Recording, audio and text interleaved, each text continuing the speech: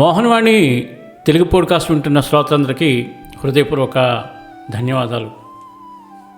చెన్నైలో నంగనల్లూర్ శ్రీ అరుల్మిగు ఆది వ్యాధి హరభక్త ఆంజనేయ దేవాలయం.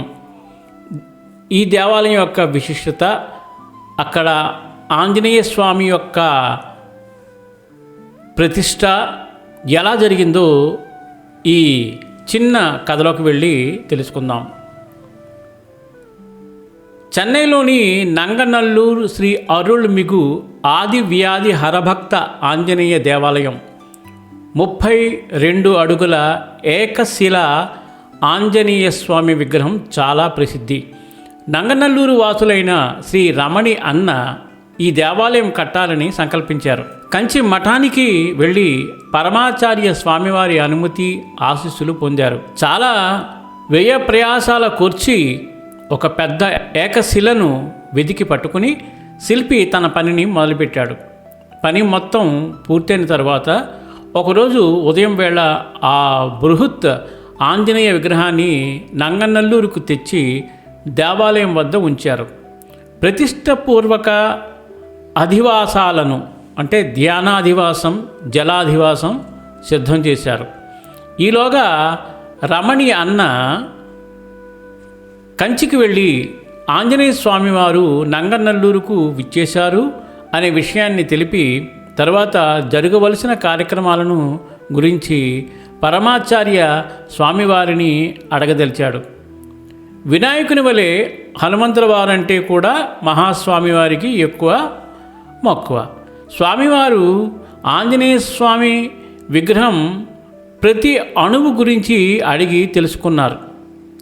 స్వామివారికి సంతృప్తి కలిగే విధంగా రమణి అన్న కూడా అన్నింటికీ సంపూర్ణ సమాచారం ఇచ్చారు. చివరగా ఆంజనేయ స్వామివారి తోక గురించి అడిగారు. స్వామివారి వాలము గుండ్రని ఆకృతితో తలపై నుండి పక్కలకు ఉంటుంది పెరియావా అని స్వామివారి ప్రశంసల కోసం చూశాడు. స్వామివారు కాసేపు మౌనంగా ఉండిపోయారు. రమణి అన్న కాస్త దిగులు పడ్డాడు. చివరకు స్వామివారు ఆంజనేయ స్వామివారి మూర్తి ఎదురుగా శ్రీరాముల వారిని కూడా ప్రతిష్ఠ చెయ్యదలుచుకున్నామని చెప్పావు, కానీ రాముల వారి ముందు హనుమంతుడు ఎప్పుడూ అలా తోక ఎత్తుకొని నిలబడి ఉండడు అని చెప్పారు. రమణి అన్న ఆందోళన ఎక్కువ కాసాగింది. పెరియవా, ఇప్పుడు నేనేం చేయాలి?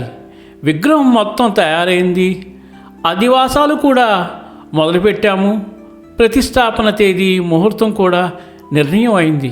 ఇప్పుడు ఆ తోకను మారిస్తే అధివాసాలు, కుంభాభిషేకము మరల చేయాలి. మరి నిర్ణయించిన ముహూర్తానికి ప్రతిష్ఠ చేయడం కుదరదు కదా, మీరే నాకు ఒక దారి చూపించాలి అని వేడుకున్నాడు. మహాస్వామివారు ప్రశాంతంగా ఉన్నారు. రమణి అన్నతో నిర్ణయించిన ప్రణాళిక ప్రకారం మీరు ముందుకు వెళ్ళండి, అంతా సర్దుకుంటుంది, ఆంజనేయ స్వామివారే మనల్ని కాపాడుతారు అని ప్రసాదం ఇచ్చి పంపారు. రమణి అన్న నంగనల్లూరుకు తిరిగొచ్చారు. ఆలోచనలన్నీ తోక చుట్టూనే తిరుగుతున్నాయి. అధివాసాలు ముగిసిన తర్వాత హోమములు, క్రతువులు పూర్తి చేసి ముహూర్త సమయానికి పీఠంపై స్వామి విగ్రహాన్ని నిలబెట్టడానికి ఒక పెద్ద క్రేన్ తీసుకుని వచ్చారు. అక్కడున్న వారందరూ ఆశ్చర్యపోయే విధంగా ఆంజనేయ స్వామి వారి తోక సరి అయిన చోట తెగి ఉండడం గమనించారు. ఎటువంటి మచ్చ లేకుండా ఎవరో శిల్పి చేసినట్టుగా అగుపిస్తోంది. రమణి అన్న మరియు ఇతర సంఘ సభ్యుల ఆనందం వర్ణించడానికి కుదురుతుందా? కళ్ళ నీరు వర్షిస్తుండగా అందరూ చేతులు పైకెత్తి కంచి వైపు తిరిగి నమస్కారం చేశారు. అపార కరుణాసింధుం జ్ఞానదం శాంతరూపిణం శ్రీ చంద్రశేఖర గురుం ప్రణమామి ముదావహం. చాలా అద్భుతమైన విషయం.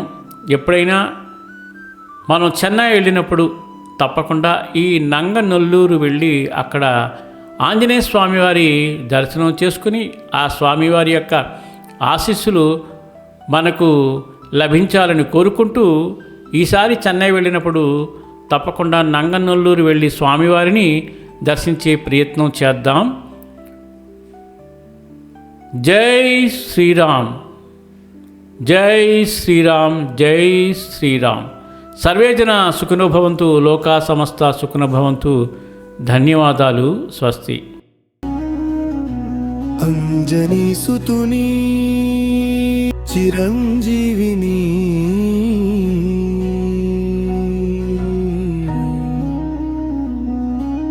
కీర్తింపమనం ఎంతడన్యులమో గదా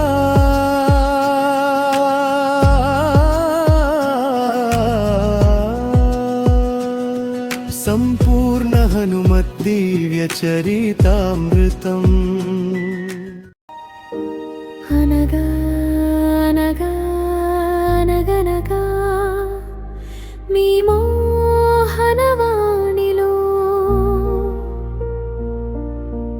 పొడుగు కథలు పొట్టి కథలు వినండి వినిపించండి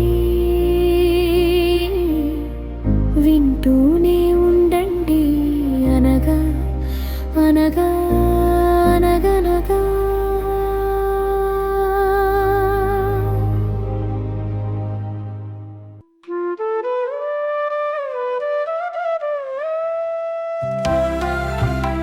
సత్సంగం సత్సంగం భగవంతుని లీలలు సాధు సత్పురుషుల గాథలు మహాత్ముల జీవిత గాథలు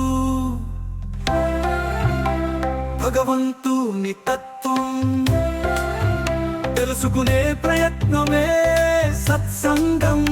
ఈ సత్సంగం వినండి వినిపించండి వింటూనే ఉండండి. సత్సంగం ఈ సత్సంగం.